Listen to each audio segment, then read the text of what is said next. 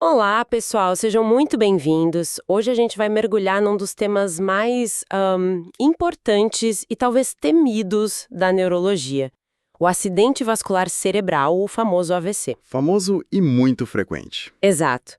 A nossa base aqui é um resumo estratégico super focado em provas de residência médica. Então, a nossa missão é clara: pegar esse conteúdo denso e destrinchar, sabe?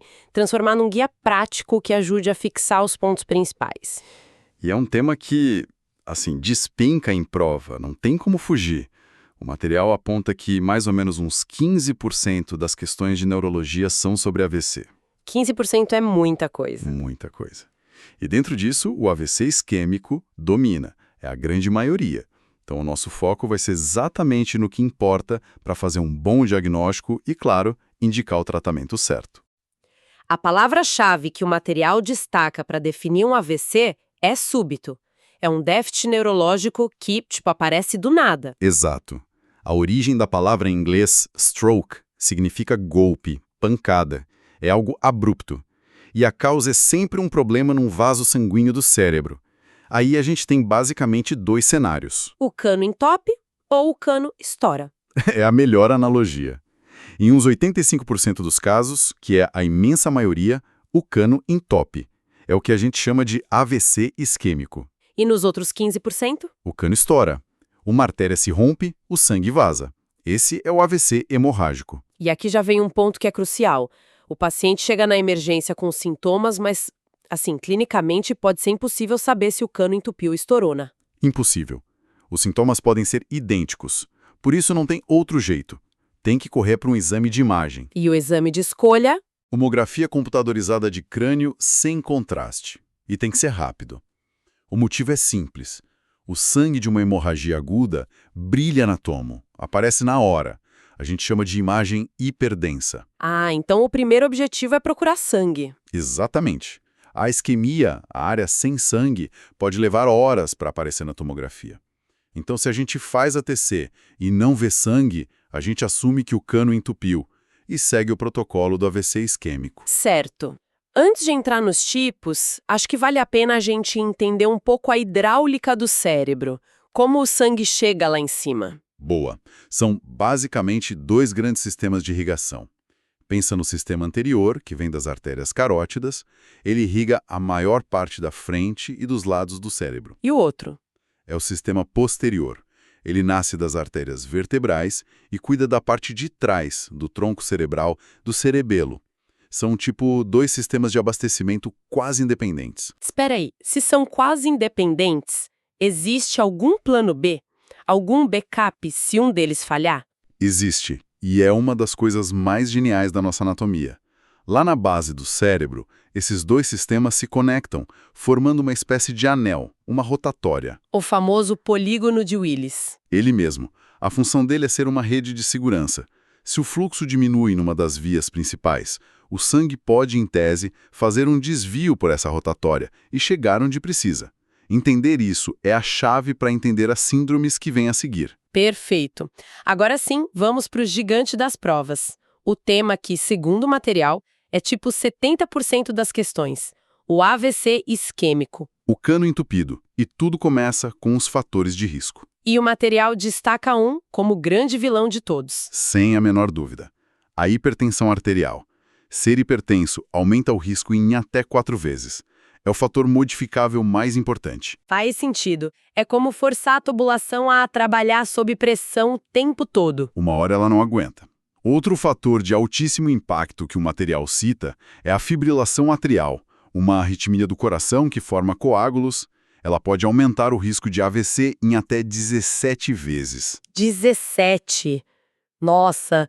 Então, a artéria entupiu. O que acontece lá dentro do cérebro, minuto a minuto? É aqui que entra aquela frase clássica: tempo é cérebro. É uma cascata de eventos fascinante.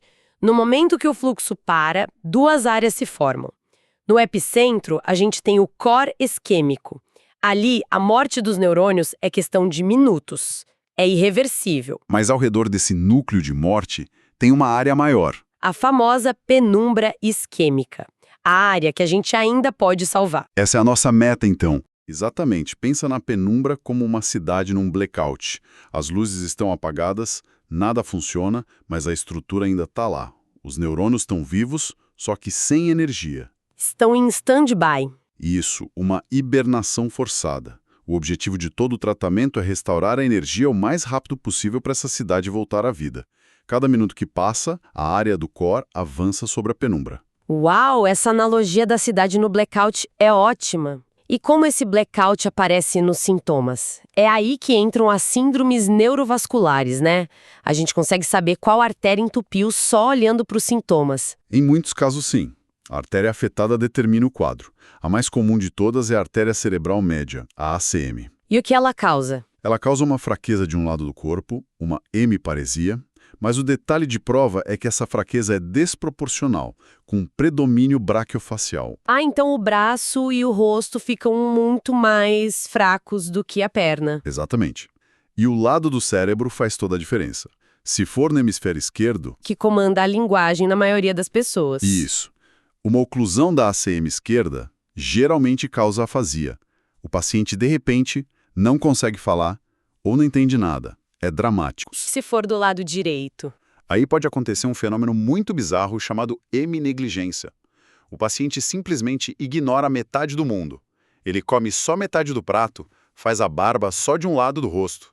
O lado esquerdo do universo deixa de existir para ele. Que coisa impressionante. E as outras artérias? Tipo a cerebral anterior? Se o problema for na artéria cerebral anterior, a ACA, a hemiparesia também é desproporcionada. Só que o padrão se inverte. O predomínio é crural. Ou seja, a perna fica bem mais fraca que o braço. Infartos lacunares. Aí a fraqueza é proporcionada, igual no rosto, no braço e na perna. Ah, então é por isso. Tem uma lógica anatômica. É como se tivesse um mapa do corpo desenhado no cérebro. Exatamente essa é a explicação. É um mapa chamado homúnculo de Penfield. Acontece que a ACM irriga a parte lateral do cérebro, onde o mapa desenhou a face e o braço. E a ACA irriga a parte do meio, onde está o mapa da perna. É uma correlação anatomoclínica clássica. Entendido. Então, o paciente chega na emergência, a suspeita é de AVC químico. Começa a corrida contra o tempo para salvar a cidade no blackout. O material diz que esse é o tópico mais quente nas provas. Como é esse atendimento inicial? É protocolo puro. Primeiro, o ABC da emergência. Via aérea, respiração, circulação. Pegar um bom acesso venoso e, passo número 1, indispensável, medir a glicemia capilar, o dextro. Para descartar a hipoglicemia que pode simular um AVC. Exatamente. Depois disso, o paciente vai direto para a tomografia que a gente já falou. Ok, tomo feita, não tem sangue, confirmamos o AVC isquêmico. Qual a arma que a gente tem para desentupir o cano? Temos duas grandes armas. A primeira é a trombólise endovenosa. A gente injeta na veia um medicamento, a Alterplase, que é basicamente um desentupidor químico super potente. Ele dissolve o coágulo. Isso. Ele viaja pela corrente sanguínea até o coágulo e o dissolve. Mas tem uma limitação gigante: o tempo. A janela terapêutica é de, no máximo, 4 horas e meia do início dos sintomas. E imagino que não seja para todo mundo, né? Um remédio que dissolve coágulos deve ter riscos. Riscos imensos. O principal é sangrar. Por isso a lista de contraindicações é enorme. Por exemplo, a pressão não pode estar acima de 185/110. O paciente não pode ter tido sangramentos recentes, cirurgias grandes, trauma. Certo. E se o paciente chega depois dessas 4 horas e meia? Ou se ele tem uma contraindicação? Fim de jogo? Não mais. Aí entra a segunda arma, que mudou tudo. A trombectomia mecânica. Essa que parece coisa de filme, né? Totalmente. Um catéter é inserido pela virilha, navegado até o cérebro. Na ponta dele, um dispositivo chamado Stent Retriever. Se abre, agarra o coágulo e o puxa para fora. É um desentupidor mecânico, literalmente. E a janela de tempo para esse pescador de coágulos é maior? Bem maior. Para oclusões de grandes vasos, a janela clássica é de até 6 horas. Mas o grande avanço é que, com exames mais sofisticados, como a ressonância, a gente consegue estender essa janela para até 24 horas em casos selecionados. 24 horas? Sim, esses exames mostram se a penumbra, a cidade no blackout, Ainda é grande e vale a pena ser salva. Se o que a gente chama de mismatch for favorável, a gente vai lá e tira o coágulo. Um ponto que sempre gera confusão e que o material aborda é o controle da pressão. Em alguns casos, a gente não baixa a pressão, mesmo alistando altíssima. Por quê? É o conceito de hipertensão permissiva. É contraintuitivo, mas vital. Se o paciente não vai fazer trombólise, o corpo sobe a pressão numa tentativa desesperada de empurrar um pouco de sangue através do entubimento para irrigar a penumbra. É um mecanismo de defesa. Então a gente não atrapalha esse mecanismo. Exato. A gente permite pressões de até 220 por 120. Só tratamos se passar muito disso. Mas, se a gente decide usar o desentupidor químico, a alteplase, a história muda completamente. Da água para o vinha. Como o remédio aumenta o risco de sangrar, a pressão alta vira a nossa inimiga. Antes de dar a medicação, a gente tem que baixar para menos de 185 por 110. E nas 24 horas seguintes, o controle é rigorosíssimo. Entendi. Então essa é a estratégia para o cano entupido. Mas e quando é só um susto? Falo do ataque isquêmico transitório, o AIT. O material diz que a definição mudou. Mudou. E isso é importante. A definição antiga era baseada só no tempo, tipo, sintomas que duravam menos de 24 horas. Hoje a definição é baseada na imagem. Como assim? AIT é um déficit neurológico súbito, de causa vascular, mas que não deixa marca no cérebro. A ressonância não mostra nenhuma área de morte celular. Basicamente, o cano entupiu, mas desentupiu sozinho tão rápido que não deu tempo de causar um dano permanente. Mas um AIT não é algo para se ignorar, é um baita sinal de alerta, né? Um alerta vermelho piscando. Um AIT é um anúncio de um AVC completo. Para quantificar esse risco, a gente usa o score ABCD2. Que ele mede. Ele pontua 5 coisas: idade, age, pressão, blood pressure, a clínica, a duração dos sintomas e se tem diabetes.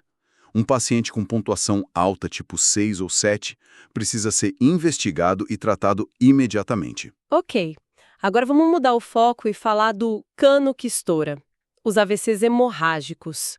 O primeiro tipo é o sangramento dentro do cérebro, o intraparencimatoso. Isso, o sangue vaza para dentro do tecido cerebral. E a causa principal disparada é a mesma do AVC isquêmico: hipertensão arterial crônica. De novo ela. Sempre ela. A pressão alta vai fragilizando as pequenas artérias profundas do cérebro. Vão se formando umas bolhas fracas na parede delas, os microaneurismas de Charcot-Bouchard. Um dia, um deles estoura. E o material destaca uma exceção importante, principalmente em idosos. Sim, se a gente pega um paciente idoso, sem histórico de hipertensão, com um sangramento mais na superfície do cérebro, a gente tem que pensar em angiopatia amiloide. É uma doença em que a parede dos vasos fica quebradiça. Entendi. E outro tipo de hemorragia é ainda mais dramático, a hemorragia subaracnoide, a HSA. A HSA acontece quando o sangue vaza para o espaço ao redor do cérebro. A causa mais comum é a ruptura de um aneurisma sacular, uma bolha na parede de uma artéria, geralmente lá no polígono de Willis. E o sintoma é clássico, né? A descrição é assustadora. A pior dor de cabeça da vida. É o quadro clássico da cefaleia entrovoada. Uma dor de cabeça súbita, explosiva, que atinge a intensidade máxima em segundos. É um sinal de alarme máximo. O diagnóstico é pela tomo também? Sim, a TC de crânio mostra o sangue espalhado. Mas se a TC vier normal, mas a história for muito suspeita... Aí tem que investigar mais a fundo. Exato. O próximo passo é a punção lombar. Se vier sangue no líquido da espinha, confirma a HSA.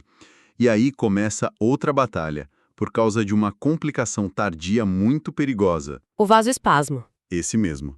Dias depois do sangramento, o sangue que vazou pode irritar as artérias, fazendo com que elas se contraiam violentamente. Esse espasmo pode fechar a artéria e causar um AVC isquêmico secundário, às vezes pior que o sangramento original. E tem como prevenir? Tem. Todos os pacientes com HSA usam um remédio preventivo, o nimodipino. Certo. Ufa.